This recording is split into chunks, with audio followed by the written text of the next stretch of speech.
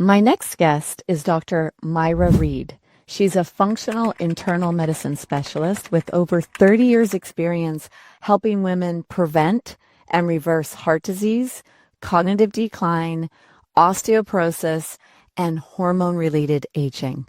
Listen to our discussion. She has some great information about heart disease and heart markers and what blood tests you need to run to actually see or to determine if you even need statins in the first place.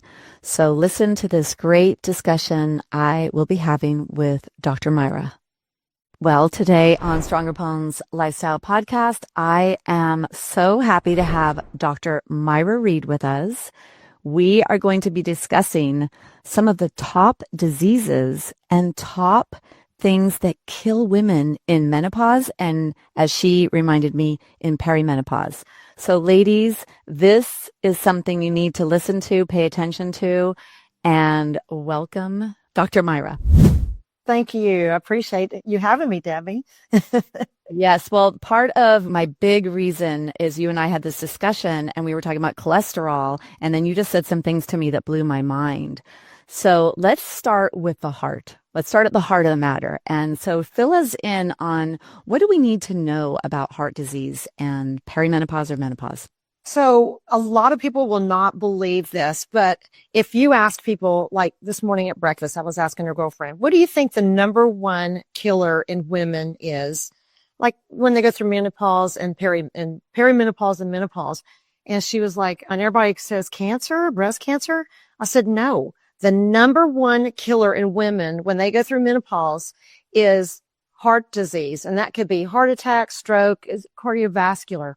And the reason why is because when we go through these changes of menopause and we start losing estrogen, which is our building block for our body, then we start having more problems in these cardiovascular problems. So heart attack, stroke, dementia, and it starts going on, and just like what you represent with osteoporosis. So all these building blocks get affected. But yes, the number one killer in women after menopause is heart disease. That's crazy. And the number one disease of menopause is osteoporosis, and that has a strong link also to estrogen. Yes, it does. And I'm a perfect example myself going through menopause and having osteoporosis even before menopause when I was going through perimenopause because it runs in my family. So both sides of my family have it very strongly. So I was really on this mission of really trying to find out what can I do to keep my bones stronger, because our whole thing in life is to live long, have good vitality, have a good brain, have good muscles, be able to keep going and traveling and being active. So with all this, when our hormones start going down, and thank goodness now we have so much great knowledge about these bioidentical hormones, how we can replace them safely and get that vitality back and preserve our vital organs. Because we know that when women go through these changes of menopause and going in perimenopause, that once you start losing hormones, your mortality, which means your death, goes high. And it's all cause morbidity and mortality goes up when you lose hormones. Yeah, and it's not even just about death. It's about quality of life. And so I don't care. I mean, will I live to 100? I don't know. My dad's going to be 96 next week. So the chances are I've got lots of longevity in my life. I want to be as healthy as possible for as long as possible. So it's really also the quality of life that matters. And these, gosh, it's like estrogen just seems to be the queen hormone.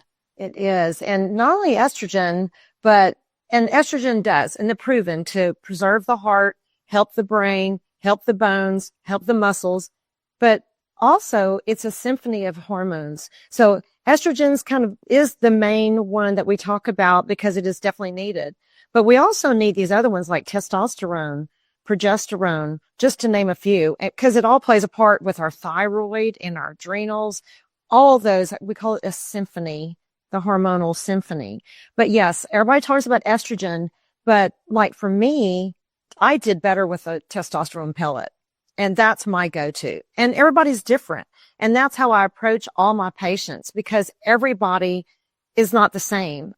And so when I see somebody in my functional medicine, because I'm an internist traditionally trained, but I'm also a functional medicine doctor.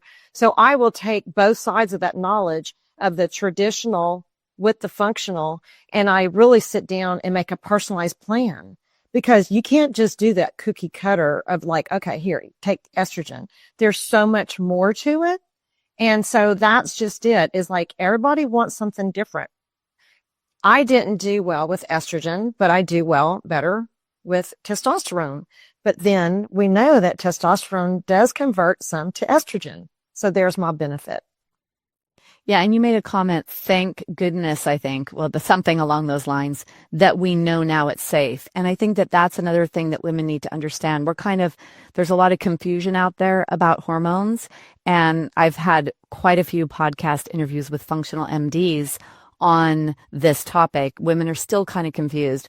It was kind of, I think, the end of the 2023 where the Women's Health Initiative was debunked, where that study in 2003 that originally said, oh no, hormones are going to cause strokes and maybe cancer. So women were so scared. And now we know better, right? There's studies that show that that's not the case anymore. Yes, I have done a lot of treatment with hormones and studied for hormones for 25, 30 years. I've always stayed on top of it, but now I'm just so excited to know that we're getting the message out now, because what people need to understand, and I'm going to touch on this, because 25, 30 years ago when they did that Women's Health Initiative and they took everybody off the hormones, what we need to understand is that those hormones were the synthetic ones. Like they used progestin, which is a synthetic hormone that caused so much problems, breast cancer, stroke, heart attacks and such.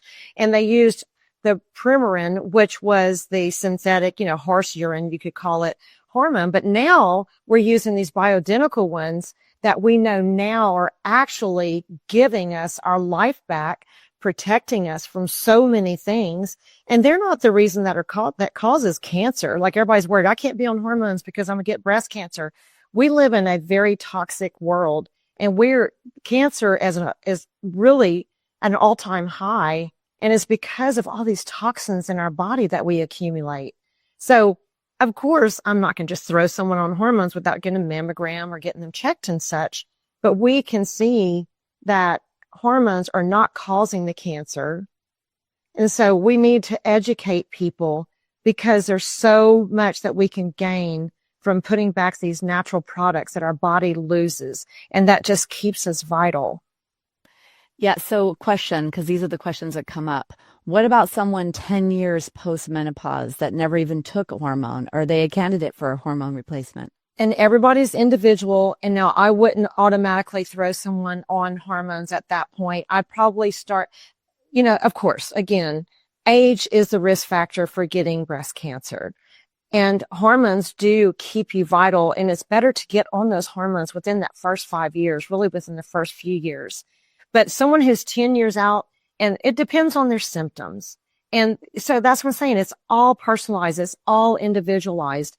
And you have to take that person. You have to know what's their symptoms, what's their risk factors, what are they looking for? Like, what issues are they having? Do they have osteoporosis? Do they have heart disease? Are they having dementia? All these things that hormones can play a part. So that's why in my practice, I don't do the quick in and out. I don't do the 10-minute insurance-based type. I run a membership because I want my patients to come in. Their first visit's 90 minutes. I sit down and ask them all this. And like I said, it's not a cookie cutter.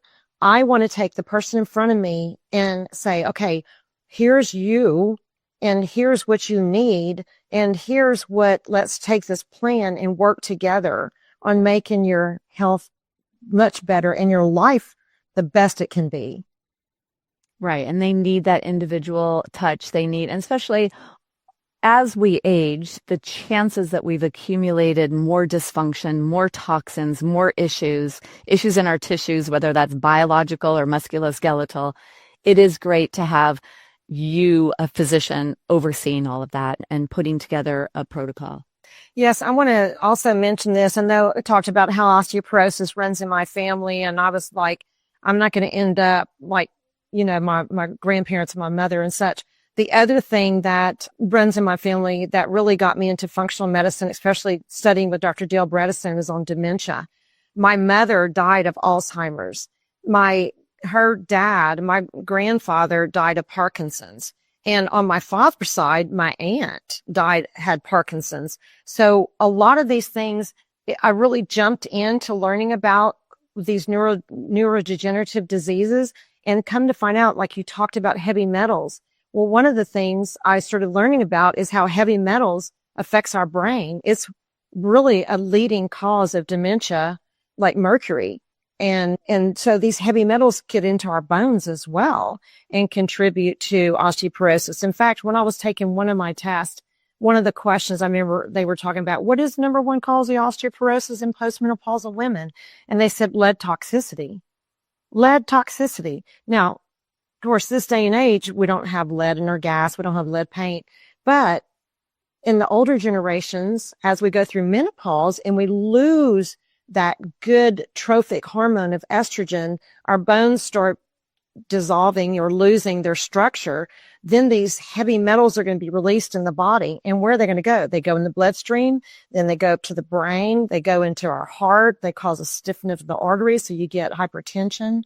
So there's a lot of stuff that people don't realize. And I know I'm kind of going off on a lot of these, but what I wanted to emphasize is that our toxins in our environment land in our tissues, our bones, our fat cells, our brain, our hearts, all these places.